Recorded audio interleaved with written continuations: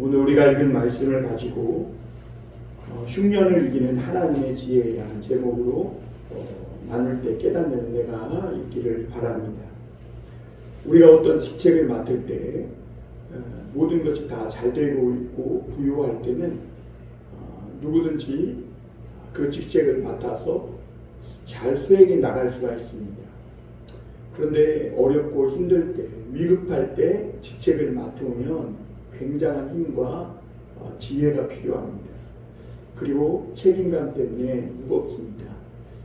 그런데 정말 믿음의 사람은 모든 것이 다 여건과 조건이 좋아서 누구나 그 자리에 있어도 잘할 수 있는 그런 때가 아니라 위급한 때, 정말 아무도 맡으려고 하지 않는 때, 그러한 때에 그런 직책과 사명을 맡아서 잘 하나님의 지혜로 극복해내는 그 사람이 정말 믿음의 사람입니다. 이 기근이 심해지자 요셉은 7년, 9년 동안 이 창고에 비축했던 곡식을 이제 풀기 시작합니다.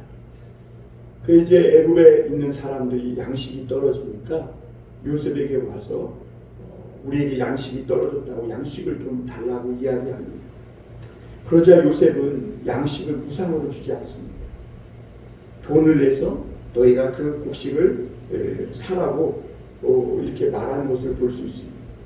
그리고 돈이 떨어지니까 또 뭘 내라 그래요? 가축을 내라 그래요. 가축이 떨어지니까 또 뭘 내라 그래요? 밭과 심지어 너희의 몸을 팔아서라도 그 곡식을 사라, 이렇게 이야기합니다. 왜 요셉이 이토록 어떻게 보면 너무나 이 얄짤없다는 게 좀 그런데요, 애누리 없는 그런 권력을 행하고 있는지, 어떻게 잘못 보면 요셉의 굉장히 인색한 그런 총리처럼 보입니다. 그러나 요셉은 7년 대풍년 동안에 이 애굽의 사람들이 이 부족함 없이 산 풍요에 젖어 있는 그들의 삶을 구조조정을 한 것을 볼 수가 있습니다. 왜냐하면 너무나 풍년에 그동안 길들여져 있었기 때문에 자기의 삶을 자기가 책임져야 한다는 이런 허리띠를 졸라매는 심정이 아니면 이 7년의 큰 흉년을 극복하지 못하고 감당할 수 없기 때문입니다. 여러분, 오늘 요셉은 그 일을 잘 해냅니다. 하나님이 주신 지혜로 극복해내는 것이죠. 우리가 요셉의 이런 행동을 보면서 우리 그리스도인들이 어떤 방식으로 세상에 봉사할 수 있는지를 알게 됩니다. 요셉은 자기 혼자 일신의 출세와 성공을 위해 자기 혼자 그 흉년에 잘 먹고 잘 살기 위해 총리가 된 것이 아니죠. 아무도 맡기 싫어하는 때, 가장 힘들고 위급한 때에 그 총리직을 맡아서 모두를 살려내는 일을 감당했던 겁니다. 오늘 그리스도인들도 마찬가지입니다. 모든 것이 다 좋을 때는 누구든지 다 좋게 모든 일들을 이끌어갈 수 있습니다. 그러나 그리스도인들은 세상이 흉년일 때, 힘들고 어려울 때 하나님이 주신 지혜로 그 길을 발견하고 흉년을 이기는 지혜를 발휘하는 그런 사람들임을 믿으시길 바랍니다. 첫 번째로 우리가 오늘 말씀에 생각해 볼 것은 요셉이 가족과 재결합하는 그런 일들을 통해 큰 힘을 얻었다는 것을 우리가 알 수 있습니다. 우리가 지난주에 읽었던 11절 12절 말씀을 다시 한번 보겠습니다. 창세기 47장 11절 12절입니다. 요셉이 바로의 명령대로 그의 아버지와 그의 형들에게 거주할 곳을 주되 애굽의 좋은 땅 라암셋을 그들에게 주어 소유로 삼게 하고 또 그의 아버지와 그의 형들과 그의 아버지의 온 집에 그 식구를 따라 먹을 것을 주어 봉행하였더라. 고사성어에 가와만사성이라는 말이 있습니다. 가정이 화목하고 행복해야 만 가지 일이 잘 이루어진다는 뜻입니다. 그러니까 가정에서 막 남편이나 아내가 속썩이고 자식이 속썩이고 그러면 밖에 가서 어떤 일에 집중할 수가 없죠. 집에 아픈 그런 암 환자가 있거나 정말 24시간 돌봐야 할 그런 사람이 있다.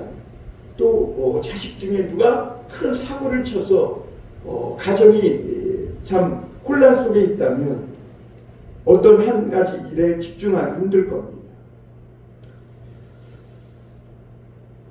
요셉도 애굽에서 총리가 되긴 했지만, 그리고 그가 애굽에서 살면서 하나님의 음성도 듣고 하나님의 은혜도 경험했지만, 장기간 홀로 애굽에서 총리가 되어서 힘들고 어려운 이 흉년의 때에 그 일을 감당한다는 것은 쉬운 일이 아니었을 거예요.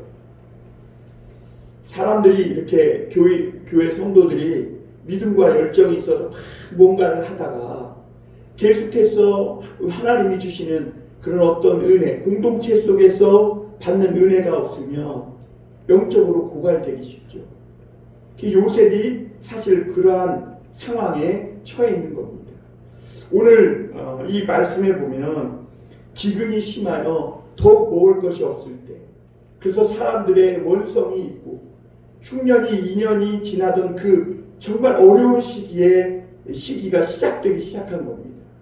그런데 이 어려운 때 요셉에게도 얼마나 무거운 짐이 되었겠습니까? 그런데 그때 이 요셉의 가족들이 이 양식을 위하여 이 양식을 사러 애굽에 왔다가 요셉을 만나게 되므로 온 가족이 애굽으로 내려오게 된 것을 볼 수가 있습니다. 요셉은 홀로 무거운 짐을 질 수밖에 없는 그런 상황이었어요. 그런데 하나님이 찢어지고 나뉘어졌던 요셉의 가족을 다시 연합하게 하심으로 요셉에게 큰 힘을 얻게 하신 걸 볼 수가 있습니다. 요셉에게는 가족 간의 재결합이 아마 100만 대군을 얻은 것처럼 큰 힘이 되었을 거예요. 저도 한때 참 힘들고 어려운 시기가 있어서 이 고용노동부인가요? 거기에서 어떤 설문조사를 봤는데 거기에서 이런 질문이 있더라고요. 가족들이 당신에게 얼마만큼의 힘이 됩니까? 그런데 제가 그때 다리를 다치고 아무것도 할 수 없는 무기력한 상황 속에 있을 때 가족들에게 큰 힘을 얻었었거든요. 그래서 그렇게 썼더니 나중에 결과지에 보기를 세상에 다른 무엇보다 가족들에게 힘을 얻는 것이 굉장히 중요하고 최고 중요한 요인입니다 라고 이렇게 결과지에 나왔더라고요. 그러니까 이 요셉은 끊어졌던 공동체와의 관계가 회복되면서 더 풍성한 영적인 은혜를 공급받을 수 있게 되었고, 그 무거운 짐, 그 애굽의 큰 흉년이라는 이 7년 동안 큰 흉년이라는 이 무거운 짐을 잘 감당할 수 있게 된 것을 보게 됩니다. 사실 야곱의 집은 믿음의 공동체요, 오늘날로 표현하면 교회와 같습니다. 그런데 그동안 야곱의 집은 교회로서의 제 기능을 발휘하지 못하고 있었어요. 왜냐하면 야곱은 요셉을 잃은 후에 베냐민에게만 집착하고 있었어요. 왜냐하면 야곱의 가정에는 12아들들이 있었는데 베냐민에게만 집착하니까 야곱의 가정은 하나 되지 못하고 있었고, 또 야곱의 그 아들들은 요셉을 팔아넘긴 후에 하나님 앞에 회개하지 못하고 또 털어내지 못한 이 숨은 죄를 계속 품고 살아가다 보니까 무언가 마음에 이 답답함이 있었음을 보게 됩니다. 그러니까 이 하나님의 집인 이 야곱의 집이 말씀이 풍성히 임하지 못했고 하나님의 은혜가 풍성하게 임하지 못함을 보게 됩니다. 그러니까 여러분, 열정과 사랑으로 무언가를 감당하기만 하고 믿음의 공동체로부터 계속된 영적인 은혜를 체험받지 못하면 누구든지 언젠가는 영적 고갈을 느끼고 이 번아웃이 되기 쉬운 것이죠. 그래서 교회를 통해 우리는 하나님의 말씀과 은혜를 계속 공급받아야 세상에 나아가서도 하나님이 주신 사명들을 잘 감당할 수 있는 것을 보게 됩니다. 하나님은 놀랍게도 지독한 흉년이 2년째 되었을 때 어떻게 보면 가장 힘들고 어려운 때에 온 가족이 애굽으로 오게 하심으로 요셉에게 큰 힘을 공급해 주셨고 요셉이 맡은 일을 잘 감당할 수 있는 은혜를 허락해 주신 걸 보게 됩니다. 이제 더 이상 야곱의 집에는 은혜가 막힐 일이 없어요. 야곱의 자녀들, 형제들은 요셉을 다시 만남으로 요셉을 팔았던 그 죄가 해결되었고, 그리고 죄책감이 해결되고 요셉과 온 가족이 화해함으로 맡겼던 그런 은혜의 통로들이 뻥 뚫리는 그런 계기가 되었음을 볼 수 있습니다.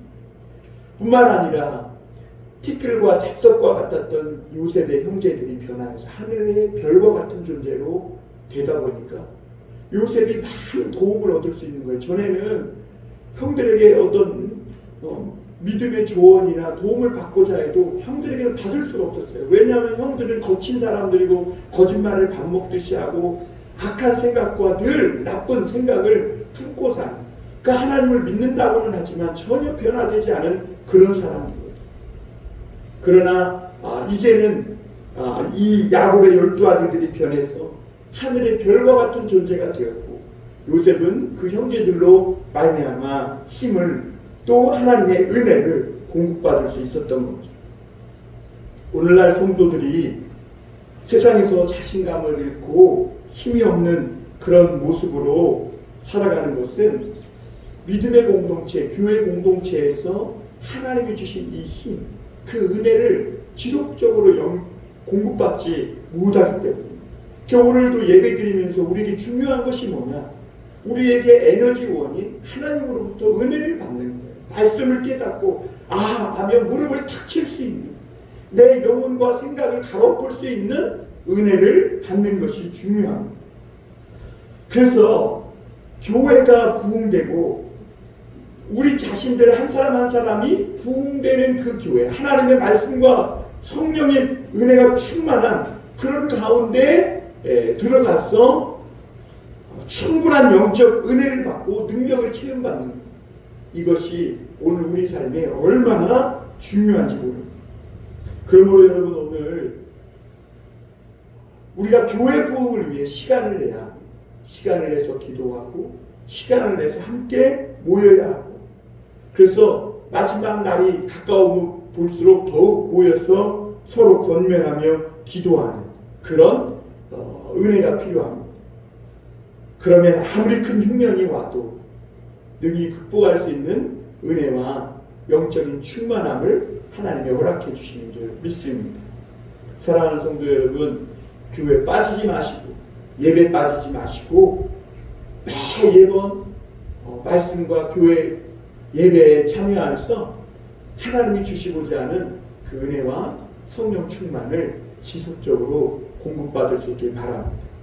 세상에 나가서 믿음 없는 사람들과 교제해봐야 오히려 내 안에 있는 그런 영적인 은혜가 빨려 나가지 체험받지 못합니다.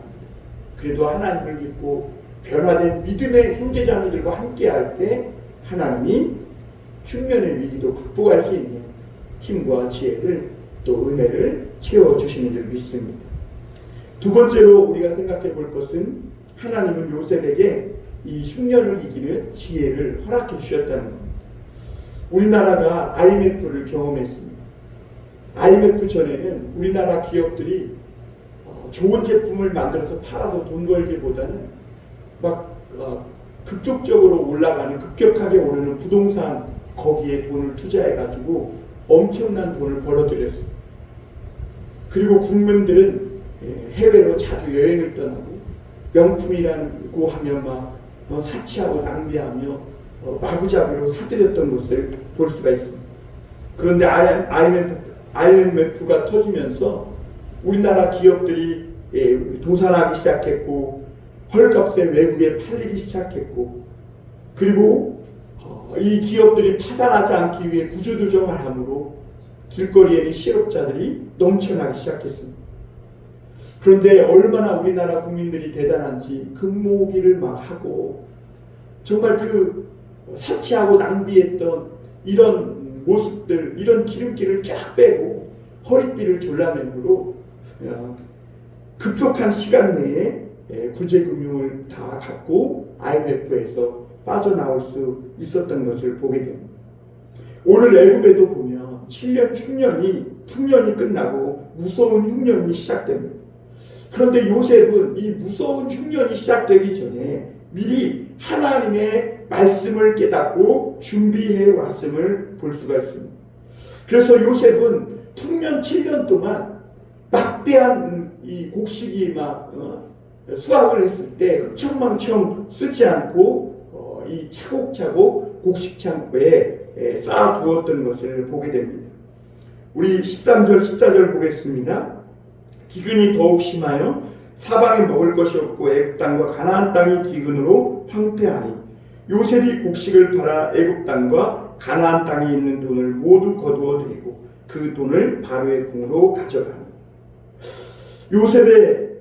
요셉이 이제 드디어 비축해 놓은 곡식을 풀기 시작합니다. 그런데 오늘 15절 이하에서 보면 요셉이 이 곡식을 풀 때 절대로 무상으로 풀지 않는 것을 보게 됩니다.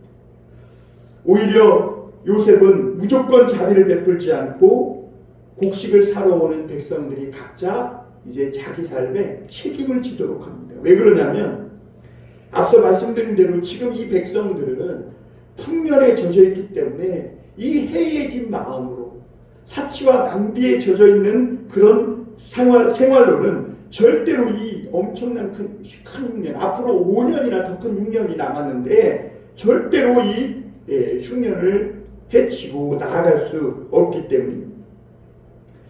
얼마 가지 않아 사람들은요, 곡식 사는데 돈을 다 쓰게 됩니다. 더 이상 곡식 살 돈이 없어요. 그런데 그때 요셉이 16절에 보면 이제 곡식 대신 곡식을 사기 위해 너희가 이 돈이 없으면 가축이라도 내라고 얘기하는 걸 볼 수 있습니다. 16절 보겠습니다. 요셉이 이르되 너희의 가축을 내라. 돈이 떨어졌은즉 내가 너희의 가축과 바꾸어 주리라. 요셉은 철저하게 이렇게 사람들로 하여금 자기의 문제에 대해서 스스로 책임을 지게 합니다.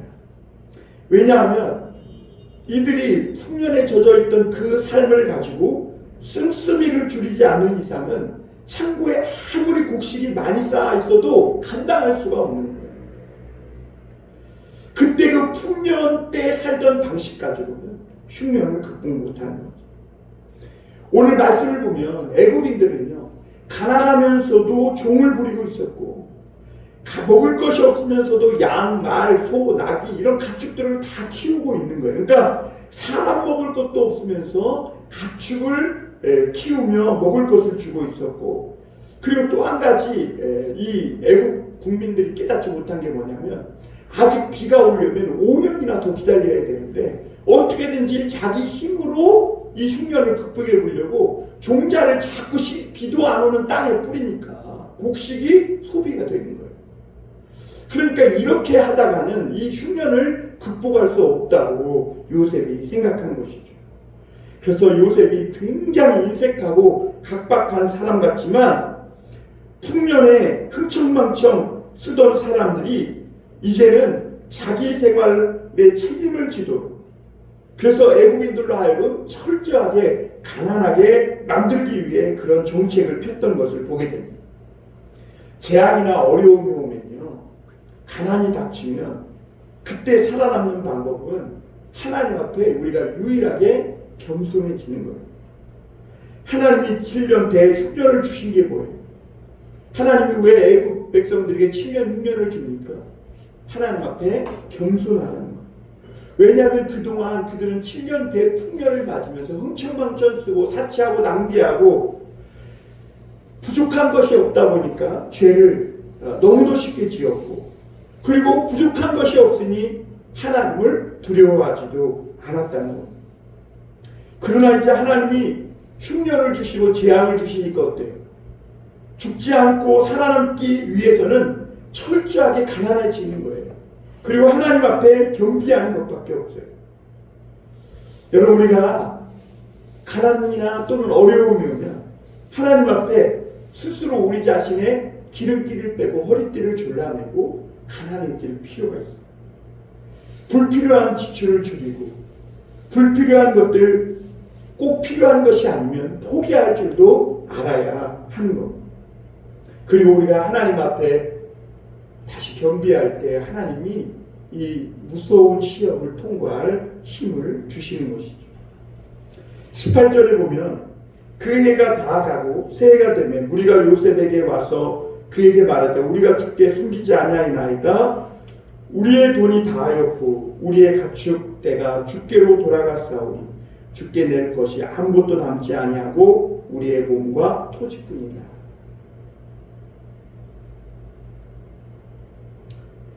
계속되는 흉년에 애굽인들은 심지어 돈과 가축을 다 팔았을 뿐만 아니라 이제는 남은 게 몸과 밭밖에 없다고 합니다. 왜 이들이 밭을 끝까지 붙잡고 있었느냐? 그래도 씨를 계속 뿌려서 스스로 이 흉년을 이겨보고자 했기 때문입니다. 그러나 요셉은 너희 토지도 내고 곡식을 사기 위해 너희 몸도 종으로 팔아라, 이렇게 이야기합니다. 그러니까 이 애국 사람들은 얼마 전까지만 해도 세상에서, 세계에서 제일 잘 나가던 부유한 강대국 사람들이었어요. 그런데 큰 재난과 흉년이 오니까 무너지고 있고 백성들은 가난해지고 있는 겁니다. 여러분, 세계에서 잘 나가던 그런 중국이 요즘 무너지고 있어요.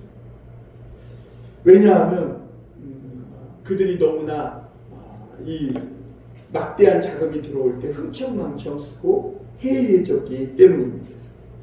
미국이 제재하고 금융 위기가 닥치자 중국이 무너지고 있는 것이죠. 우리가 이런 것들을 보면 세상의 물질과 부와 성공만 가지고 있다고 해서 그것이 잘 사는 것이 아니라는 겁니다.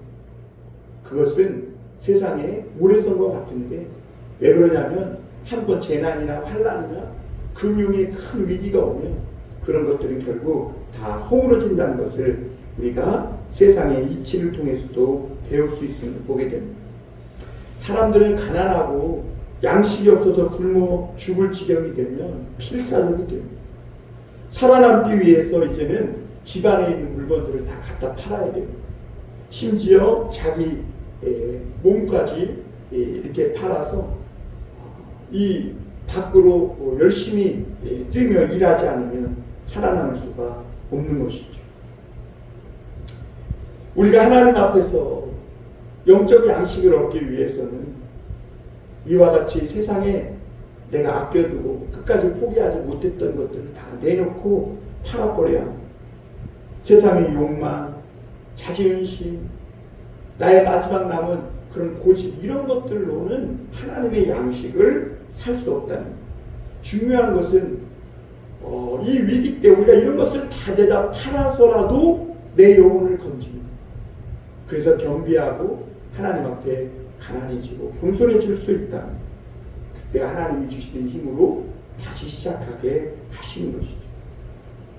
바로는 흉년이 오기 전까지 우리가 이 말씀을 잘 보면 애국을 지배하지 못하고 있었어요. 애국 사람들은 많은 자유를 누리고 있었고 풍부한 물질로 부족함 없이 살았었음을 보게 됩니다. 그러나 요셉은 이 흉년의 때를 통해서 구조조정을 했고 애국 사람들이 마지막 남은 토지와 그들의 몸까지 종으로 팔게 함으로 종을 삼았는데 왜 요셉이 이렇게 했냐면 부려먹기 위해서 한 게 아니라 그동안 애국 사람들이 내 몸이고 내 인생이다 그러면서 마음껏 죄 지으며 그렇게 살던 것을 막기 위해서예요. 바로의 종이 된 이 애국 사람들은 다시 농사 지을 수 있을 때까지 꼼짝없이 기다려야 돼요. 왜 이제 종이 됐습니까? 그리고 요셉의 말을 들어야 되는 겁니다. 여러분, 예수님은 그 핏값으로 우리를 종으로 사셨어요. 예수님이 그 핏값으로 우리를 죄에서 구속하시고 종으로 사신 것은 우리를 부려먹기 위해서 그렇게 하신 것이 아니라 내 마음대로 세상에서 내 몸이라고 생각하며 마음대로 살던 그런 우리 인생을 더 이상 죄짓지 못하도록 우리의 자유를 제한해서 마음껏 죄지으며 살지 못하도록 이제는 하나님의 능력을 받아 다시 살기까지 우리 자유를 제한하기 위해서 하나님이 예수님이 우리를 종 삼으신 것이죠. 여러분, 오늘날 우리는 많은 자유를 누리며 살아갑니다. 그러나 우리가 분명히 알아야 될 것은 하나님 앞에 우리는 죄인이었고 우리는 하나님 앞에 갚을 수 없는 큰 빚을 진 죄인들이라는 것을 잊지 말고 살아야 합니다. 그럴 때 우리가 망하지 않습니다. 그러므로 여러분, 우리가 세상에 살면서 교회 다니면서 우리가 돈 자랑하고 자식 자랑할 것이 아니라 라오디게아인처럼 참 믿음이 없어서 자기들이 얼마나 영적으로 가난한지를 보지 못하고 돈 자랑하고 부유를 자랑할 것이 아니라 우리가 믿음의 눈을 떠서 우리가 하나님 앞에 얼마나 큰 죄인이고 영적으로 가난한 자들이라는 것을 볼 줄 알아야 합니다. 우리는 하나님 앞에 엄청난 빚을 지고 있는 사람들입니다. 예수님이 구속해 주셔서 오늘 우리는 예수님의 사람, 예수님의 종이 된 것이죠. 우리가 예수님을 믿으면서도 우리 구원에 대해 너무 여유있게 생각할 때가 많아요. 세상에 있는 거 모든 거 다 가지려고 해요. 이것도 갖고 저것도 갖고 세상에 있는 것은 다 누리고 살려고 내 맘대로 살려고 하면서도 천국은 가고자 하는 것이 오늘날 사람들의 태도입니다. 그러나 그렇게 여유있게 우리가 교회 출석하고 적당히 신앙생활하면서 천국 갈 수는 없는 법입니다.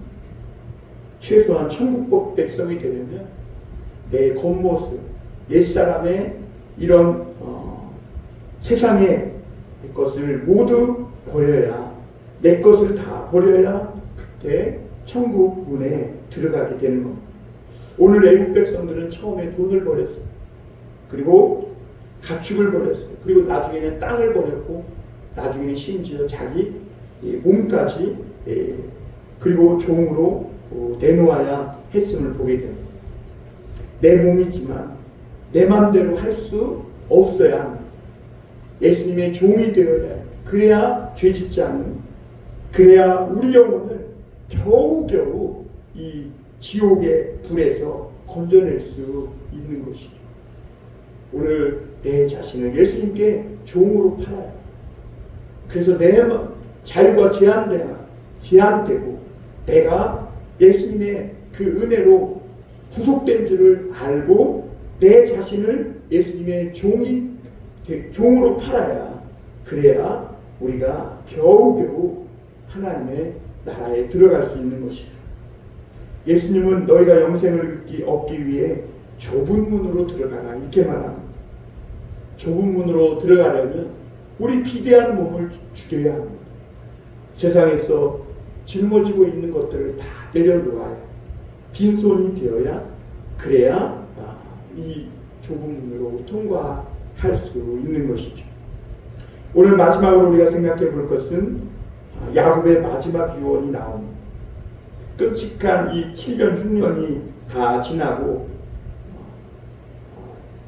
나중에 보니까 애굽 사람들은 자신을 팔아서 종이 되었기에 이 끔찍한 흉년에서 자기 목숨을 건질 수 있었음을 보게 됩니다. 그래서 이 애굽인들은 요셉의 이 혹독한 정책에 대해서 오히려 고마워합니다. 그래서 우리가 모든 걸 다 내놓고 심지어 내 자신이 주의 종이 됨으로 이 흉년에서 살아남을 수 있었다고, 감사하다고 이렇게 고백하는 것을 보게 됩니다.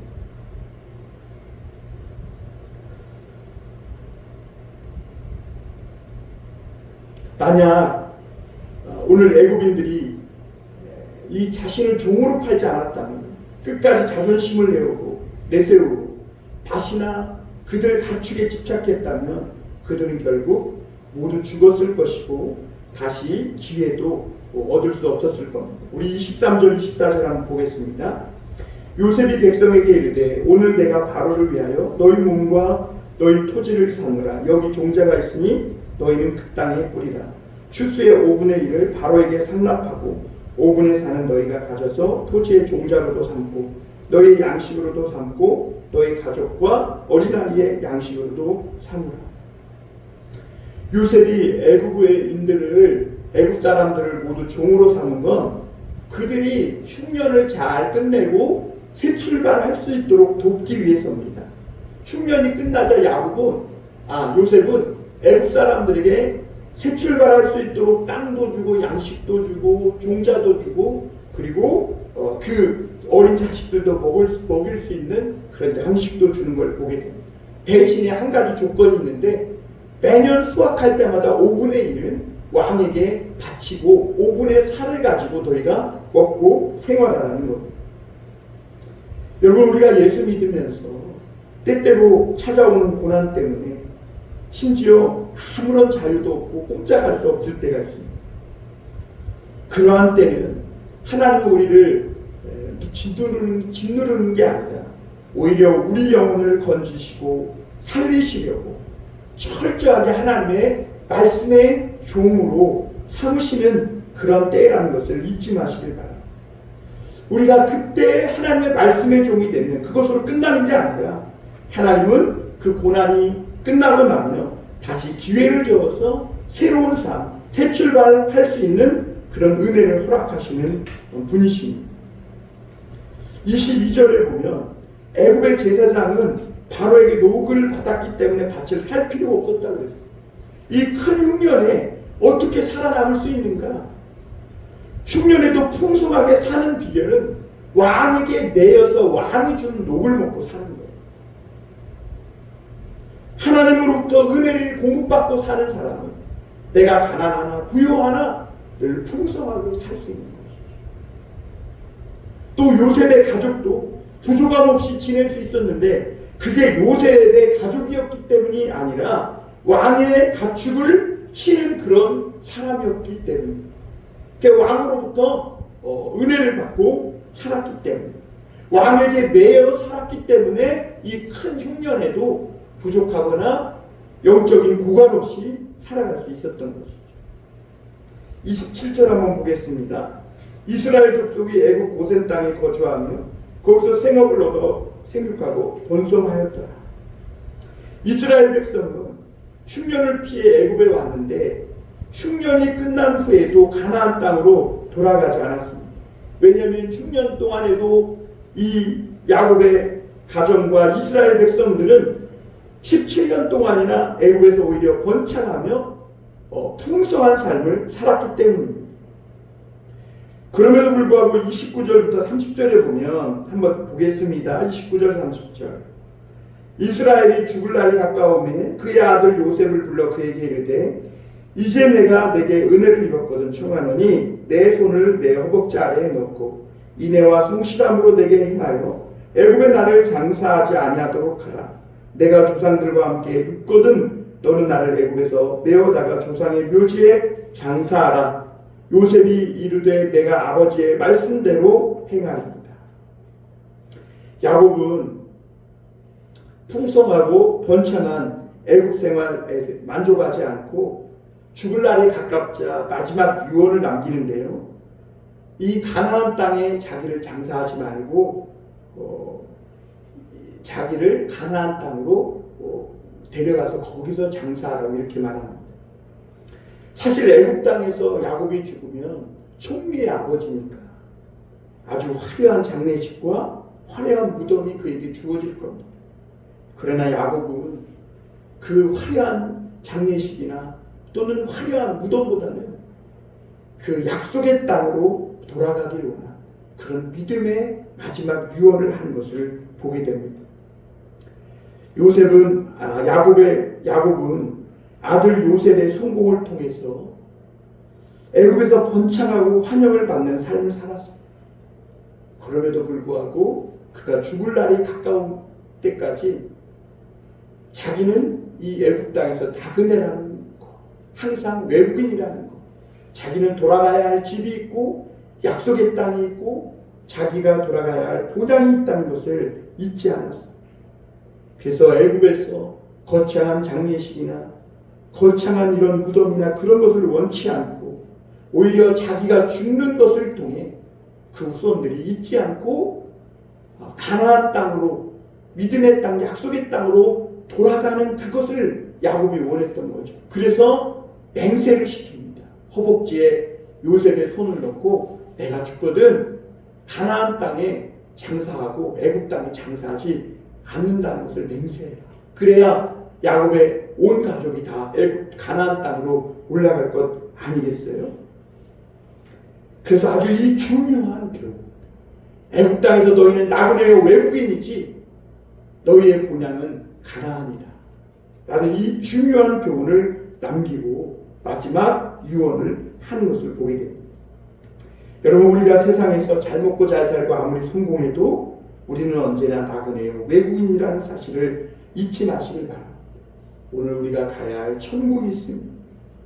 그래서 우리는 이 땅에 살다가 죽어도 그것은 죽는 것이 아니라 우리의 본향집으로 돌아가는 것입니다. 우리는 세상에서 복을 가져오는 자들이 되어야 하고 요셉처럼 세상 사람들이 더 잘 살도록 섬기고 돕는 자들이 되어야 합니다. 그럼에도 불구하고 우리는 세상에서 나그네라는 이 중요한 사실을 잊지 말고 또 우리가 돌아가야 할 집이 있음을 알고 이 땅 가운데 당당하게 천국을 소망하며 살아가시는 우리 모든 교우들이 될 수 있기를 주님의 이름으로 축원합니다. 기도하겠습니다.